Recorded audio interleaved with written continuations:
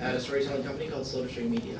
Though I'm a writer by training, I've become increasingly interested lately in the design side of creating experiences.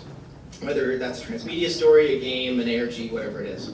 From early musings on the flaws of many ARGs to learning new phrases like ludonarrative dissonance, I've become more and more aware of how much the design of something can define the experience it creates. A good story is simply not enough. I played a little online game recently called Fragments of Him.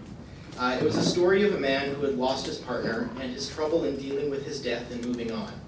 Narrative voiceovers were triggered as you, the player, clicked on things in the man's life to make them disappear, symbolizing the man trying to forget those things. As it went on, though, as a player, I became more frantic in trying to click everything. There were more and more things to click, and I just wanted to get to the next part of the story. Let's go to the next room, find all the things, get back to the thing. And as I did, the character was becoming more and more desperate to forget all of those things. And I realized suddenly that my gameplay experience in doing this was precisely mirroring the narrative experience I was supposed to be having. The two worked perfectly together. The end of the game works out in a similar way to make a perfect conclusion in both senses, and I won't spoil it because you should check it out. And that experience obviously stayed with me since I'm telling that story here. So I think it's also important to remember that the experiences we as creators make stay with our audience. We have a responsibility to them to, at the very least, make the best things we can, and things that will convey the right messages, the right themes, from narrative to design. So I don't want to talk the whole time because I'm just the moderator, and I have this lovely panel of very intelligent people who will talk for me. So to my left is Andrew Wilson, my business partner at Slow-to-String Media and our director of game design. Andrew comes to this conversation from a more academic and theoretical background, and will be talking about his concept of boundary architecture. Rob Jagnow is the CEO of the indie game developer Lazy Studios, who won awards with their puzzle game Cogs, and is now working on an ARG-inspired game, which I am the writer on, full disclosure. Dana Shaw is the transmedia editor for Welcome to Sanditon, the spiritual sequel to the popular Lizzie Bennet Diaries, which asks the audience to participate in a much more direct way with the story. And at the end of the table are the Dragon Boots, which you can follow on Twitter at @thedragonboots. Oh, and wearing them is transmedia writer and all-around awesome guy Jason Hutchins, who will specifically be talking about his work on the Byzantium tests at my request. So that's enough out of me. We're going to start with everyone briefly introducing themselves and what they're all about. And we have a clicker, so you can just sit there and do it if you want. All right. Someone else. Okay. Yay. Hi everyone. I coined the term boundary architecture last year when I was trying to put into words my long-held thoughts on the failings of the architectural profession to make meaningful contributions to what I consider to be vast swaths of the human environment. Boundary architecture is a philosophical declaration of the universal and unwavering importance of all design spaces.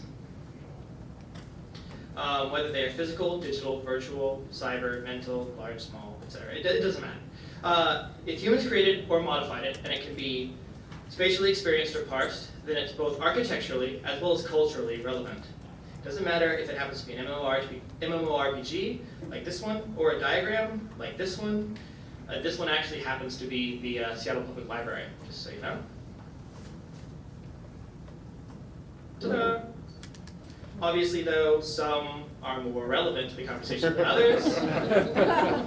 I feel that we as a species are on the cusp of a greater global realization about the spaces we traffic in, the spaces that make up our modern, contemporary human experience. I believe that we will begin to see all spaces as being part of a continuous spectrum, each being different, but not so different as to be separate, to be compartmentalized from the others. A boundary architect does not discriminate between spaces.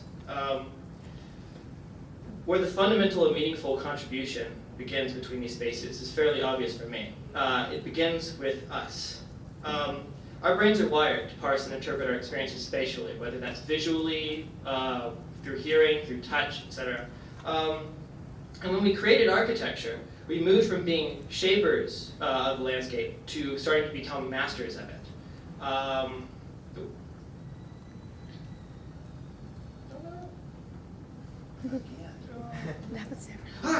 Okay, don't go anymore. Ignore all those little clicks. Okay, cool. The history of architecture is really a history of how our technology has shaped our philosophy and how our philosophy has shaped our technology. Boundary architecture wants to free spatial design from the shackles of the concrete. Shackles which really no longer restrict our human culture, creation, and interaction, but which still restrict many of our basic notions and beliefs on the creation of the built human environment. When framed in the context of the internet age, this is all still largely uncharted territory. As most of you are probably aware, most of the research about this is only 10 to 20 years old. And in a very real sense, we are some of the pioneers of this way of thinking. But there's also a great deal of older architectural and philosophical knowledge waiting to be reinterpreted in the context of a more spatially conscious and open-minded society. Boundary architecture wants to usher in such a progressive view of space and place. As far as what I'm here to do and what I'm here to say, I'm not here to say that boundary architecture is the new hip thing to do or the buzzword or whatever. I'm certainly not the first to make predictions about how we will view the built human environment in the future, and I'm not even the first architect to talk about the subject. But I am one of the first that I'm aware of that has kind of really started to push for this radical inclusionism.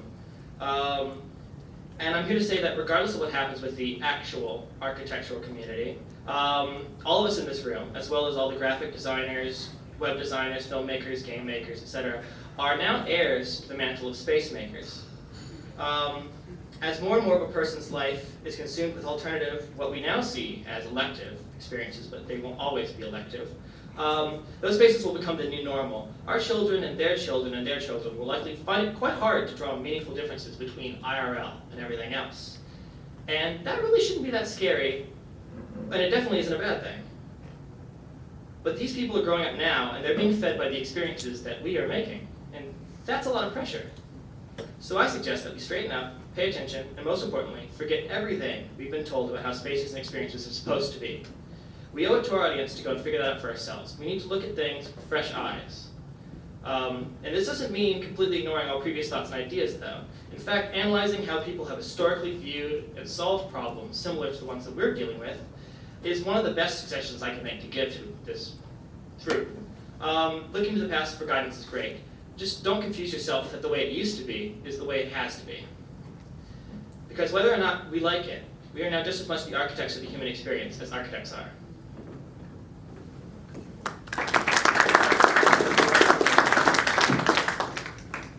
I'll just come here so I can actually see the slides over here. So I don't know how to segue smoothly from that into my talk, so I just won't even try. I'll just talk a little bit about what my project is and try to tie it in a little bit to the topic of the conversation here at hand. So Extrasolar is, ARGFest 2 years ago was kind of my big first delve into alternate reality games. And I think everyone in this room is really in love with the feeling that you get of playing yourself as a character in a game and this like line that blurs the line between fantasy and reality. But part of the reason this group has stayed small, for better or worse, is that ARGs are very tough from a business standpoint. And so being a little bit more of a businessman, I've been trying to figure out how to create that feeling that we love from ARGs and turn it into a sellable experience. So Extrasolar is a game where, much like a lot of ARGs, this is kind of the rabbit hole. You find this company that's doing private research on an extrasolar planet, first extrasolar planet that we visited, and they're putting down dozens of rovers on the surface of the planet, and you can apply to drive one of those rovers. So you apply to get in, you get rejected, a hacker contacts you, they can get you in the back door, but you need to do their bidding. So that's kind of where things kick off. And then the story plays out through video messages, voicemail messages. You're driving this rover around the map. It's a game that takes about 2 to 3 months to get through. And the big piece of technology that we've pioneered for this game is rendering in the cloud. So you're driving your rover around, you schedule a photo, and then many hours later you get this photo from the surface of the planet. You're using it to not only catalog life, but uncover the mysteries of what's going on this planet. So we have this fairly powerful rendering engine that I built from scratch that kind of is really kind of trying to push the boundary here. Allow really rich graphics to come through a web game. Now to tie this back to Ludonarrative harmony, I want to talk a little bit about the process of developing this game has been a big interplay between the business constraints, the technology constraints, and telling the story. And it's not like, I know one of the ththings that Lucas wants to get into on this panel is like the chicken and egg problem, like which comes first. And at least in this case, there is no which came first. We started with one set of technologies that we wanted to use, thought about which story we could tell, thought about whether we could sell that, and then when we realized that there were financial constraints in that model, we changed our technology, we changed our stories, and just kind of went back and forth. So I want to kind of break down some of the common technologies that are often used in ARG storytelling into these three categories, and talk a little bit about why we chose some of the tools that we did choose. These ones, email, websites, web and audio, video, web audio and video, PDF files, rendered images, the nice things about these is that they are great tools for creating a story that you can start at any time and play at your own pace from any location. You don't have to join a big community and solve social puzzles to make these things happen. And it's ultimately you end up with a project that's replayable. So these are kind of what we've been focused on just because the business constraints require it. Not because it's necessarily a great set of tools, but just kind of that's how it sort of sorted itself out. These tools, blogs, Twitter, and Facebook, these are things that we use to extend our fictional universe, but from a content creator's perspective, they require a lot more attention. They extend the universe, but they do require regular updates, and you have no control over what the timestamps are on those things. Like when you post it, it's fresh today, it's not fresh tomorrow, so these are things that you need to kind of keep refreshing. And from a content creation standpoint, it's cool because it all feels like it's happening right now, but it's very hard to maintain. And then these things, these are awesome. I mean, these are like mainstays of alternate reality games. Real world locations and events, phone calls and SMS, platform-specific applications, community puzzles.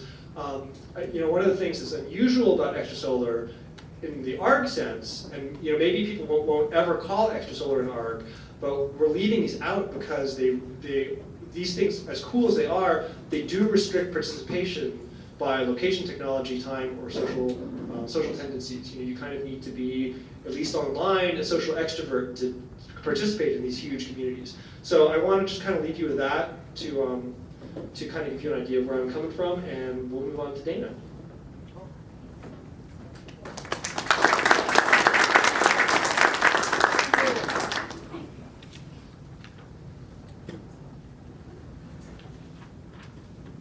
So I'm just gonna stay right here. Because I don't have lots of fun visuals. I have 2 slides, so I know what they are. So I am the transmedia editor on Welcome to Sanditon. The Lizzie Bennet Diaries was Pemberley Digital's first vlog series, and it was based off of Pride and Prejudice, and it was wildly popular. I was not involved. I will admit this. I had nothing to do with that.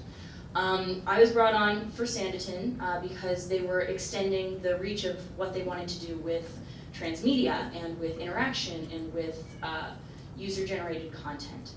So what we are doing right now is the transmedia elements live mostly on Twitter right now. There is, I don't actually know how to use it. Gotcha. Yeah, so we are using Theatrics, which is a new platform, and we're using that for user-generated video content. And so you'll see we have disguised it as part of, it doesn't say Theatrics here, because we said if we're going to use this, we want to make sure that it looks like it's part of the Pemberley Digital world. And Pemberley Digital has a communication app, basically, called Domino, where it's supposed to be this life-revealing app, and you can, this is basically, in the Lizzie Bennet Diaries, you saw the alpha test, which was one character talking to maybe one other character, or 2 other characters at different points in the story. So this time we said, no, let's make it the beta test. Let's open it up to this community, to Sanditon, which Sanditon is this imaginary town, doesn't exist. It's in California, doesn't exist. And it lives on in the videos that we have, in the Twitter conversations that our characters have, and as far as other people coming in, we said, we're gonna open this up to you too.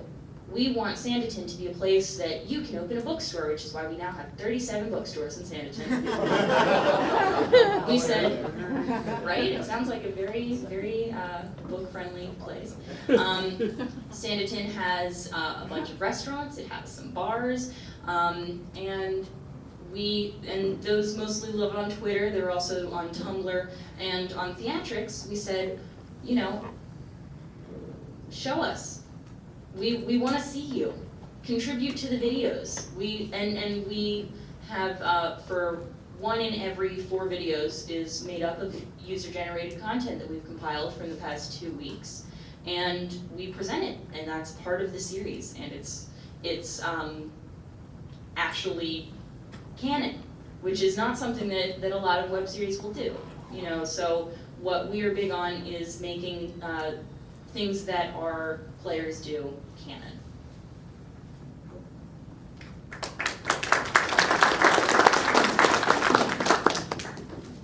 Well, if I don't have to get up, I won't either. So last year, Campfire are there folks in the audience who don't know what the company Campfire does?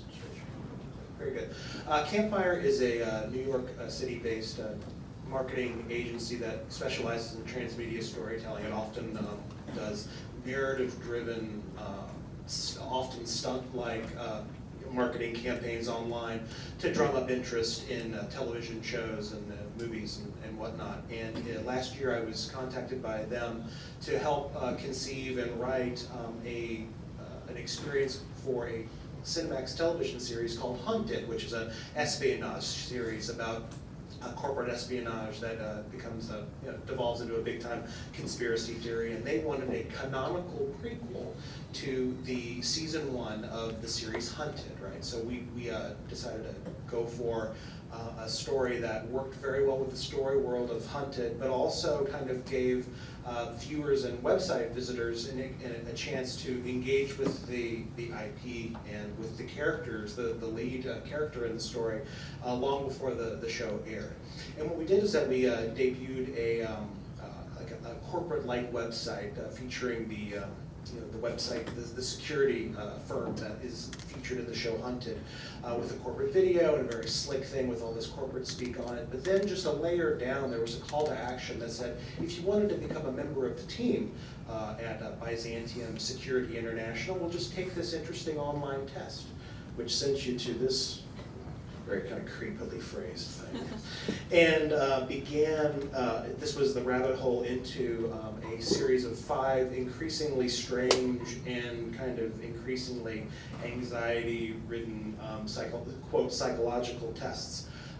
Campfire reached out to me, but they also reached out to Rob Teska, right? And Rob Teska is an illusionist and a magician, and he's a psychologist, and he works in England. And he and I worked on the different kinds of experiences and psychological tests that you might experience, which included really wackadoo shit like this. Right? This is the first thing that you experience when you go to the Byzantium test experience, right? It's creepy, man.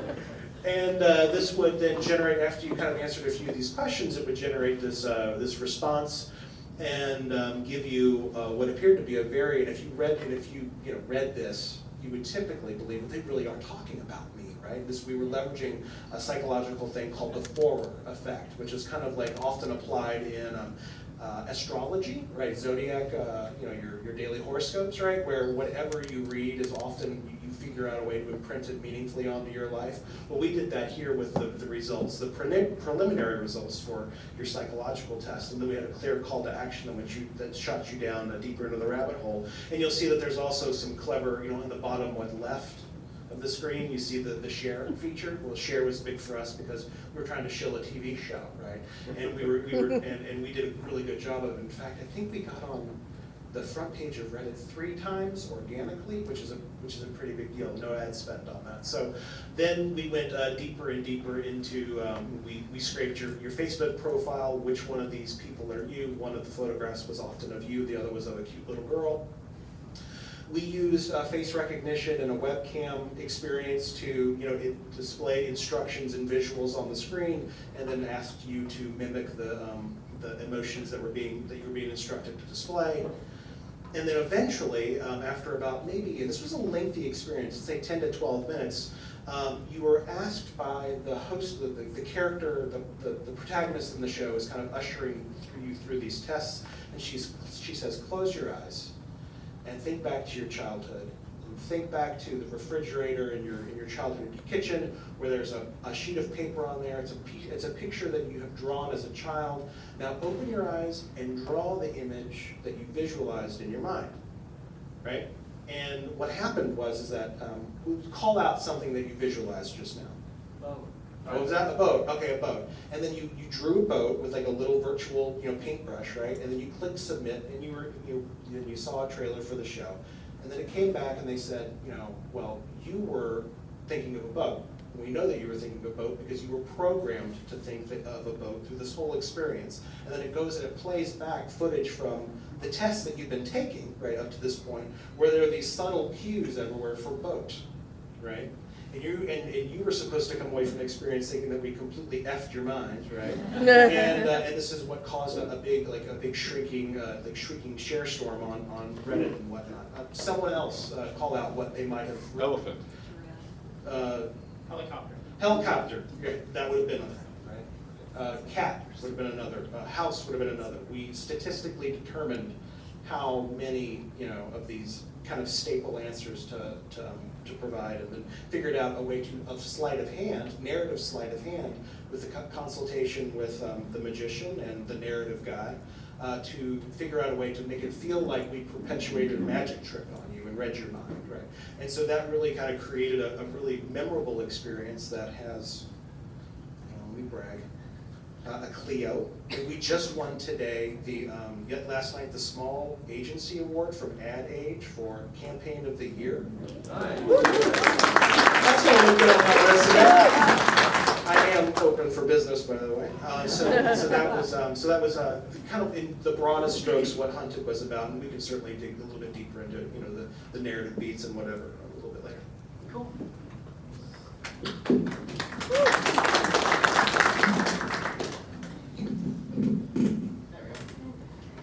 Cool, thank you. So at this point, I have a few questions for each of you. My moderation duties. I also wanted to open up more as a discussion. So if you guys have questions for each other about the projects that we're working on and whatnot, please jump right in, because I always find discussions are far more interesting than stock answers to questions. But I'll start this off. So we'll start with Rob.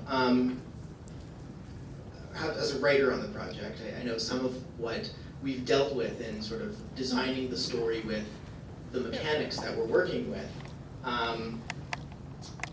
So I know that both the game design and subsequently the story design were derived from technological constraints of these high-res rendered images. Can you talk about that a bit and how you had to view the overall audience experience as a result? Sure. So one of the things that I really believe in strongly in terms of game development is testing early and testing often. And let me make it clear that when we first tested Extrasolar, before Lucas ever even came onto the project, it was a disaster. It was uninteresting, nobody wanted to play. The puzzles that we had put in place that we thought were very easy, nobody solved, and we were testing with MIT PhDs. Stuff that this audience would probably find really simple, like, oh, that's Braille, I'll just tweet that to this thing and it'll give me an answer. No one figured that out. So we kind of ditched that, made it easier. Some of the things, yes, the rendering technology is definitely a technological constraint, but other technologies that we very much had at our disposal, things that we could have done with community-based game development, like the ARG staple of community puzzle solving, we just found that the audience that we were trying to reach wasn't interested in that, or the hurdle to do that was too high in this game that was so weird and different that they didn't want to take that leap. So there was just a lot of, I mean, you know, the game that exists today is nothing like the game that existed 2 years ago. So yes, on one hand, the technology very much shaped the story. And when we brought Lucas on board as a writer, we kind of had a much better feel for what was working. Originally, really the game was about exploration. And we realized very early on that the exploration was fun, but it wasn't enough to get people to come back. And that when we started to create the story, people were interested in that. And one of the reasons we ultimately cut back a lot of the social content in the game was that the way that the story was shaping up was that you, as yourself, rather than playing as an avatar,